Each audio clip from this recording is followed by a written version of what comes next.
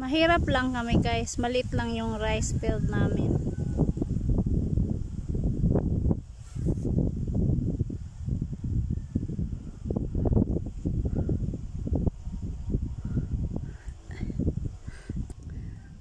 Oh my god, look at guys, ganda ng view.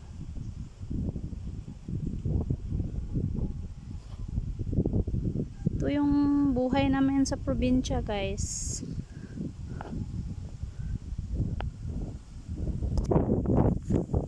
So uwi na ako guys, naipasyal ko na kayo. Thank you for watching. Yan yung mga nyuga namin.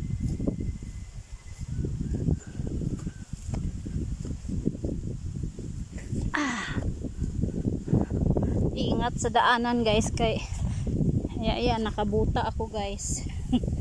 Nakadress ako pero ayan yung buta ko, diba? So ito yung, ay my god,